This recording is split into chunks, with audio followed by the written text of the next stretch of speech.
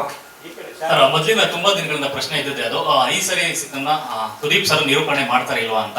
So ಆ ನಂತರದಲ್ಲಿ promo ಒಂದು ಎಲ್ಲರೂ ಕ್ಲಾರಿಟಿ ಸಿಕ್ತು. ಬಟ್ ನಿಮ್ಮ ಮನಸ್ಸಲ್ಲಿ ಇತ್ತಾ ಸರ್, 10 ವರ್ಷ 10 ಸೀಸನ್ ಮಾಡಿದೀನಿ, ಈ ಸೀಸನ್ ಸ್ವಲ್ಪ ಗ್ಯಾಪ್ ಕೊಡೋಣ ಬೇಡ ಅನ್ನೋ ತರದೇ ಯೋಚನೆ ಇತ್ತಾ? ಇತ್ತು ಸರ್. ಮತ್ತೆ ಗಿಮಿಕ್ ಮಾಡಿ ಯಾವ್ದೋ ಪ್ರೋಮೋ ನಾನು ಮಾಡ್ಬೇಕಾಗಿಲ್ಲ, ಗಿಮಿಕ್ ಮಾಡಿ ಅವ್ರಿಗೂ ಮಾಡ್ಬೇಕಾಗಿಲ್ಲ. ಅಷ್ಟು ಮಟ್ಟದಲ್ಲಿ ಆತಕ್ಕೆ ಗಿಮಿಕ್ ಇಂದ ಓಡುವಂತ ಜೀವನದಲ್ಲಿ ನಾವ್ಯಾರು ನಡೆಸ್ತಾ ಇಲ್ಲ ಸರ್. ಓಪನ್ ಆಗಿ ನಾನು ಅವ್ರ ಮುಂದೆ ಹೇಳಿದ್ದು ಅದು ಯಾವ್ದು ಕಂಡೀಷನಿಂಗ್ ಅಂತ ಅಲ್ಲ, ಅಥವಾ ನನಗೂ ಕಲರ್ಸ್ ಅವರಿಗೆ ಅಂಡರ್ಸ್ಟ್ಯಾಂಡಿಂಗ್ ಇಲ್ಲ ಅಂತಲ್ಲ. ಅಂಡರ್ಸ್ಟ್ಯಾಂಡಿಂಗ್ ಇಲ್ಲ ಅಂದ್ರೆ first of all 10 years journey ಆಗ್ತಾ ಇರಲಿಲ್ಲ. ಸಿ ಆಫ್ಟರ್ ಸಮ್ ಟೈಮ್ ಎಲ್ಲ ನಿಮ್ಮ ಅಂತವರ ಸ್ನೇಹಿತರ ಕೃಪೆ ಅಂತಾಗ ಕೆಲವು ನ್ಯೂಸ್ ತಲುಪಿಸ್ತೀರಾ.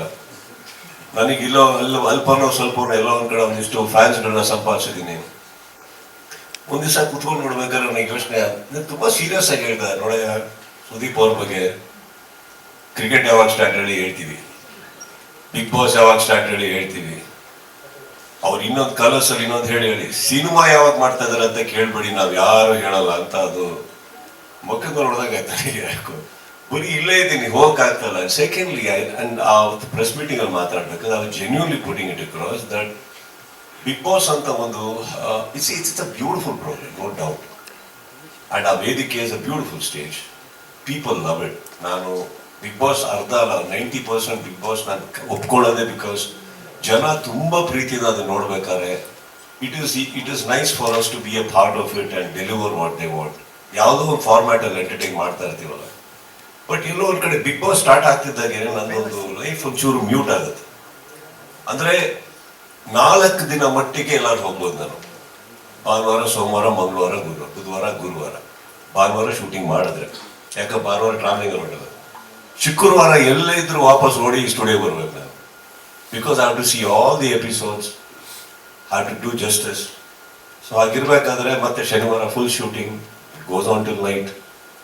ಅಂಡ್ ನಾನು ನಿಮ್ಗೆ ಹೇಳಿದೆ ಕೂಡ, ನಮ್ಮ ಪ್ರಕಾಶ್ ಅವರು ಬಹಳ ಸಹೃದಯ ನಿರ್ದೇಶಕರು. ಅವರು ಹೋದ ಎಪಿಸೋಡಲ್ಲೇ ಬೇಕಾದ್ರೆ ಈ ಸೀಸನ್ ತೆಗೆದಿರ್ತಾರೆ, ಅಷ್ಟು ಶೂಟ್ ಮಾಡ್ತಾ ಇರ್ತಾರೆ ಅವರು. ಸೊ ನನ್ನನ್ನು ಶನಿವಾರ ಸ್ಟಾರ್ಟ್ ಆದ್ರೆ ಲಿಟ್ರಲಿ ಭಾನುವಾರ ರಾತ್ರಿ ಬೆಳಗ್ಗೆನೆ ಬಿಡೋದು ಅವ್ರು ನಮ್ಮನ್ನ. ಸೊ ಅಲ್ಲಿ ಹೋಗೋ so it is a process.